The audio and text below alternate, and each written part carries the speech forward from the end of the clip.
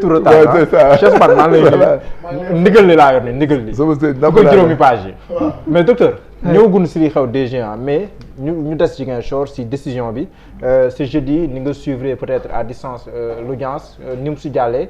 ba nii décision bi génne je sais pas si vous l'avez lu ou pas mais bi nga ko lire notification bi ban sentiment nga si am même bu nekkee ne Benno Bokk Yaakaar nga bokk. Oui alors d'ailleurs je vais rebondir sur ça effectivement parce que ñun à un certain moment on a préféré un peu sortir du carcan partisan de parti pour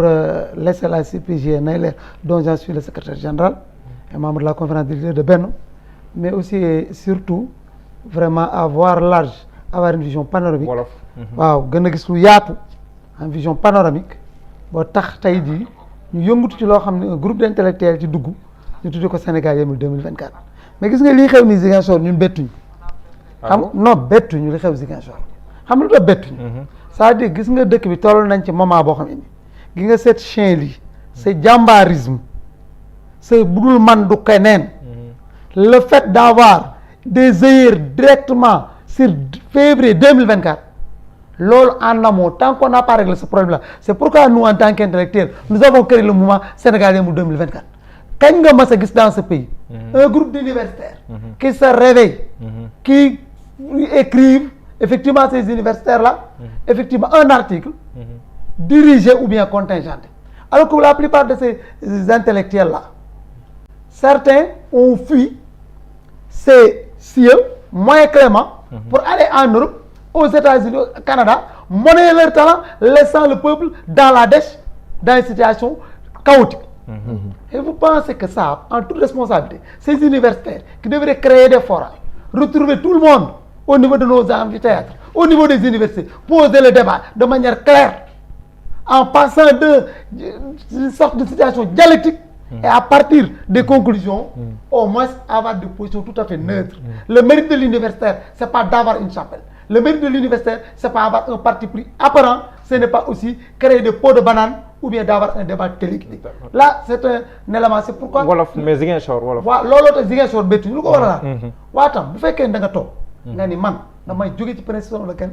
sa ma wàlla ak justice jeexal naa ci c'est fini man mbiru justice moom jeex na. lu duma leen wuyóoti. c'est ça xam nga gis nga bu ñu bëggee. waxante dëgg. parce que man dama am lu ma gëm. man xam-xam moo may dundal mais ay conviction moo may dundal. En 2012 quand le président Macky Sall accédait au trône vous m'avez bien suivi à Walf j'étais le seul opposant quand Walf avait des difficultés à éviter quelqu'un sur des plateaux tous ces gens-là rasaient les murs personne n'osait venir parce que c'était le moment des audits c'était la chasse à la sorcière c'est ce qui avait des dossiers nébuleux où autre chose n'osait pas sortir et je faisais face et j'étais contre le régime de président Macky Sall moi je me dis une chose ce qui m'importe et ce qui importe le pays c'est comment faire pour régler le problème dëgg et pour bëggoon naa tam nga commentaire xam nga ñu ngi si non voilà mais commentaire ma li xam Ziguinchor pour le régler non waaw parce que le juge là ne s'est pas réveillé du tic au tac pour donner effectivement cette ordonnance là mais si en amont on avait dit personnellement que quel qu'en soit c'est vrai il y a beaucoup de choses qu'on peut dire de la justice que quel qu'en soit les décisions de justice qui sortiront nous allons nous en conformer on pourrait comprendre mais pourtant l'État a joué le jeu parce que l'agent judiciaire de l'État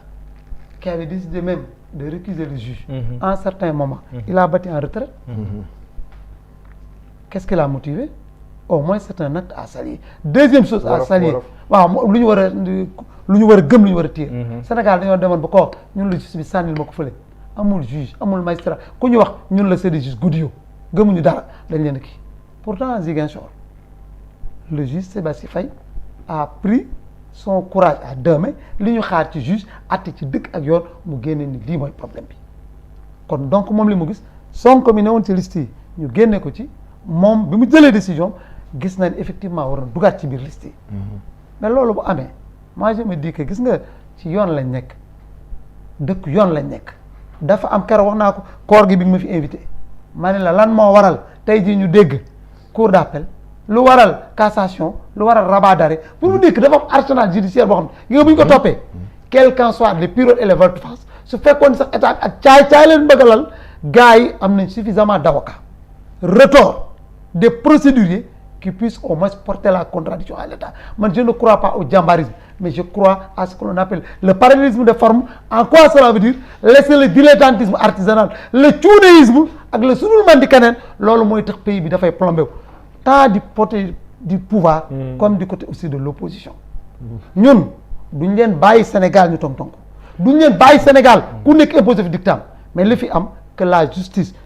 ñu déglu ko. ñu wax ko en tant qu'acteur politique. oui dinaa ñëwaat si Sénégal yemul 2024. mais en tant qu'acteur politique. bi nga xoolee décision bi. ndax jàppoon nga ne que la radiation était mal fondée ndax jàppoon nga loolu. non mais man de tout temps bi ñu radié Sonko ci liste yi mais man dama nekk répliqué jusqu'à la moelle des os j'ai dit que y a pas de problème c'est la justice mais quand aussi la justice Sabassi mais a sorti cette ordonnance j'ai dit qu'effectivement c'est la justice moi j'ai pas de problème man c'est comme ça que je fonctionne je crois je vous l'avais dit l'autre jour il y a Mansour là-bas quand je parle de Durkheim il disait que dans cette société il existe une morale collective au nom de laquelle les hommes jugent et les tribunaux condamnent man foofu laa gëm kooku mooy sama tefa ponk tànk fa laa ko teg sa xot benn la suñ ko gëmee ñëpp gëm ko ñu taxaw teg ko ci yoon quelque je me lay wax benn affaire nga jàpp ko c'est vrai que ni ñu jàpp ñoom que ni bu pare newul peut-être Sonko du nekk candidat loolu mooy li indi coow lu metti lépp mais man mais pourtant ci élection yi bi ñu fay dem yi ñu génn législative yi pourtant am na liste yu invalidé mais bi gars yi defee ay recours am na yoo xam ne mujj nañ ko jël teg yeneen ni moi je me dis que bu fekkee ce que le juge a dit dem nañ traité nañ leen entre au niveau de la DGE mais prenez les formes de recours possibles. C'est sûr que Sénégal dëgg rek moo fi dox man loolu laa gëm la justice. d'accord jërëjëf sëñ Mansour. waaw laataa ni ñëw si mbirum DGE. mais la décision ordonnance bi ñàkkul